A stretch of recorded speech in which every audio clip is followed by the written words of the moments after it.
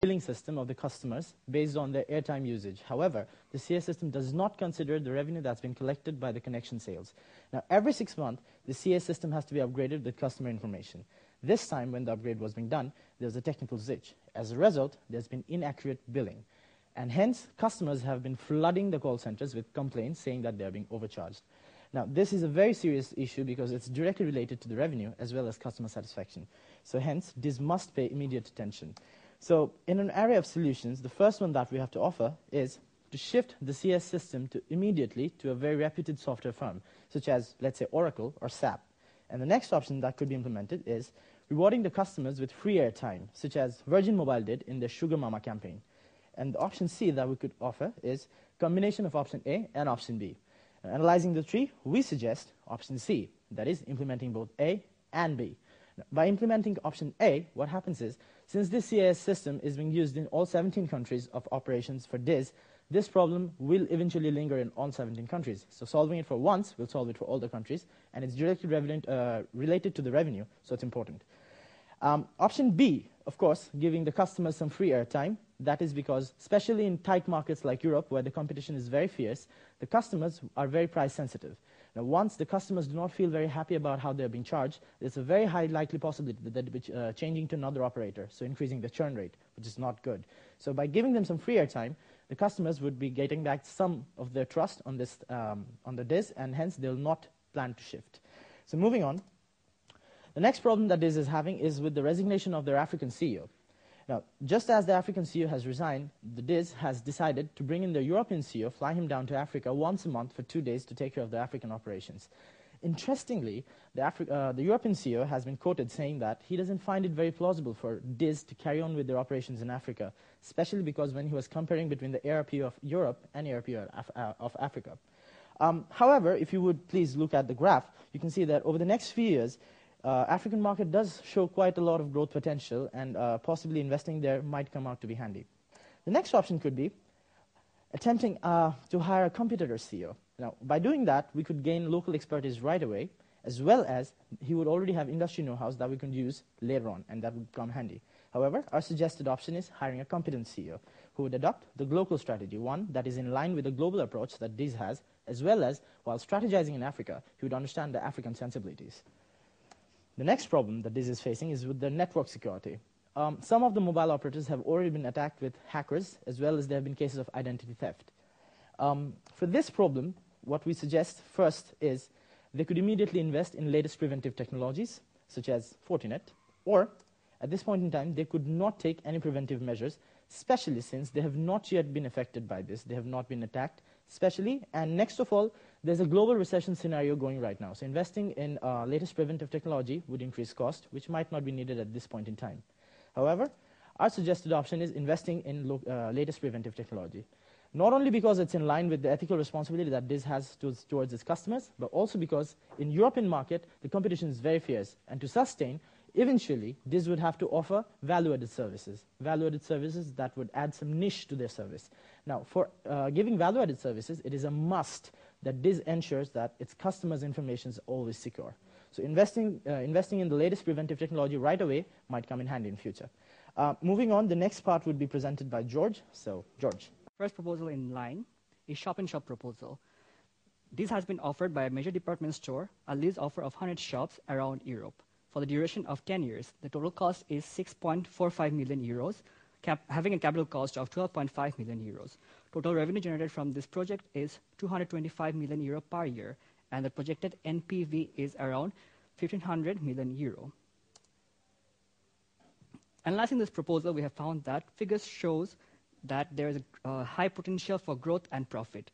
However, there is existence of risk due to the ongoing world recession, which might prolong itself, and we don't know for sure how long it will take for the recovery. So we recommend, considering this fact, we recommend that they should accept this proposal because of the positive NPV and also the 35% increase in their profit margin. Most importantly, this investment is tax-free due to the government's way of encouraging post-recession investment. Also, this will have a favorable impact on the profitability and the EPS of these. Next proposal, marketing drive in Asia. The regional manager proposed that he thinks that the marketing campaign targeting the children will have a good impact in their Asian market, and it has a potential of growth, and he wants to also roll it down to other regions as well. However, our analysis suggests that there are some ethical issues involved. Since we're targeting children via the parents, by emphasizing on the worrying sentiments, there are certain ethical concerns which will arise. Also, there are risks involved. The conservative nature of the Asian parents will not allow them to give cell phone to the children at a very early age. Also, they might face first mover disadvantage when they enter into the market. So, therefore, we recommend that they should reject this proposal. Mainly, the Asian market is highly unsaturated. At this point, India market has only 15% market penetration. And also, at this moment, they should focus their investment and marketing strategies to increase the base of adult market in Asia rather than exploring new target markets at this point. The next proposal, an opportunity has arisen for these to acquire Kasung, a second-tier handset manufacturer located in Eastern Europe. The cost is 10 million euro. Looking into the financials, they have a good financial standing and also ability of fund to go ahead with this acquisition. I'll be giving the floor to Sana. She will continue with this. Thank you. Thank you, George, for giving me the floor. I will continue with the proposal analysis.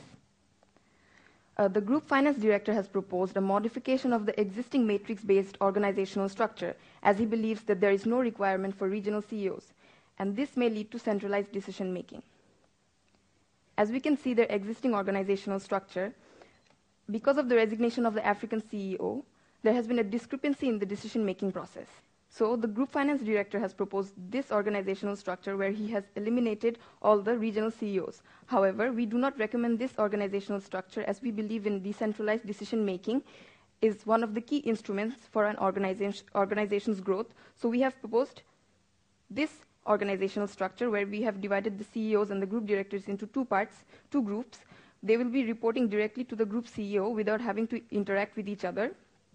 This will reduce conflict and enhance their decision-making. Moving on to the next problem, the HR director has proposed 5% increase in wage level worldwide. But we believe due to the global recession, this is not very feasible, and adding to that, it has uncertain outcomes, and productivity is unquantifiable. So we recommend not to accept this proposal. But however, if the HR director believes that this might have a positive impact in the organization, he can initiate a pilot project. And if the productivity is greater than 3%, he may implement this proposal. If you have any questions, please feel free to ask. Thank you.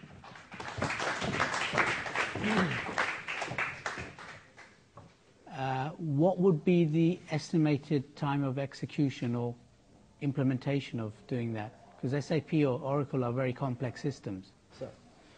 So in that case, the basic reason or moral of rationale of suggesting this is we're looking at the long-term investment cost-benefit analysis.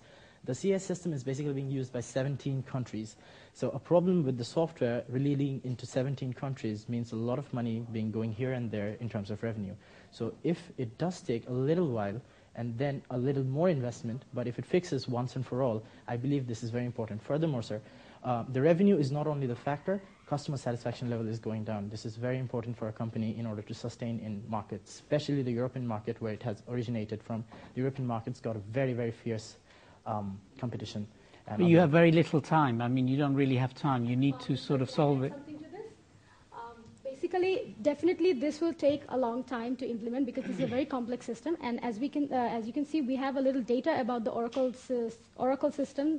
That's the that Vodafone uses currently.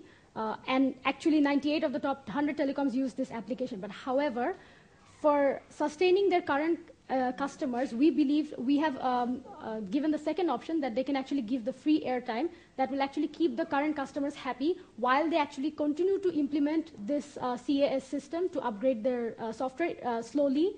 But meanwhile, giving them the added airtime that Virgin Mobile did with the Sugar Mama campaign, it was a huge success. So by doing something similar, they can actually retain their current customers while they implement the main CS upgrade. What quantum of investment are we talking about here, and what does it actually mean for this as a whole? Sir, would you mind specifying for which proposal or problem you are? You have suggested investment behind the CAS. Yes.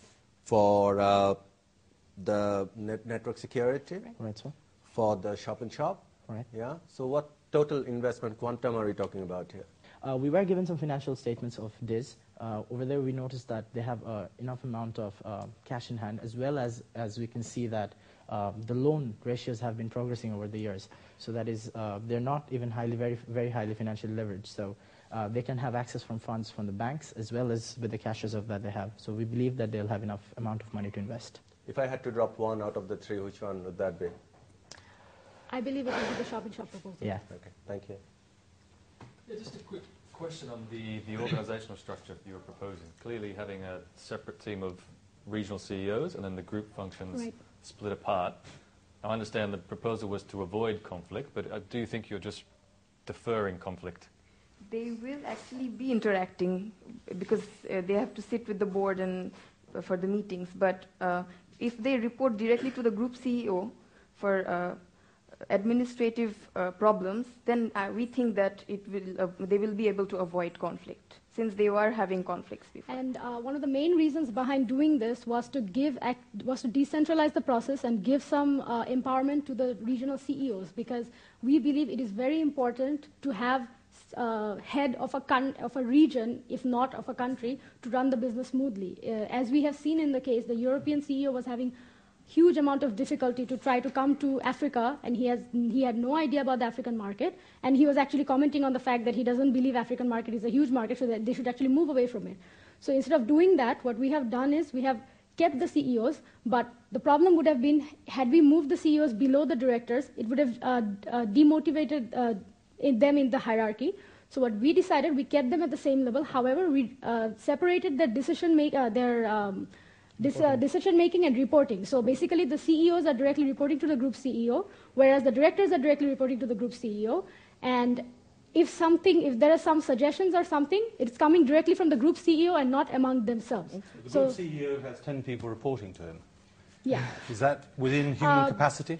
Yeah, but however, as we can see in the existing organizational structure, the same amount of people were actually reporting to the group Sure, CEO. but you had a lot of problems. You had CEOs resigning, and you've got all kinds of regulatory problems. Right, sir. So basically the point is that it's the same amount of people reporting to the group CEO, but just to avoid the clash that they were having at the same level of hierarchy, we've divided them. So any suggestion that comes will not come from somebody who's sitting next to him, would come from the boss. So that would be And further at the end easily of the day, this is just our recommendation and suggestion. The implementation depends on the board itself and how well they can implement it. Your choice of the CEO, I would have preferred hiring another CEO from the region. It could have been a quick solution. Yes, actually, that's what we meant by saying a competent CEO. We did not want to be specific for Africa, because you never know, an Asian CEO might become better for the African market. As long as the person is competent enough to run the African market, we believe that they should hire that person. It may be from Africa, it may be from Asia, it may be from anywhere in the world, as long as they actually have a CEO. And obviously, we had another option of trying to hire the competitor CEO. I'm sure if they can actually do that, that would give them a very big advantage. Thank you very much indeed. Thank you so much. Thank you so much. Now I'd like to request Mr. Senaratne from the panelist of judges to kind of summarize how their performance was. Congratulations for a well-done presentation. They are quite very well done, presented very well, and their logic, you have that logical approach. Also, you have taken two other examples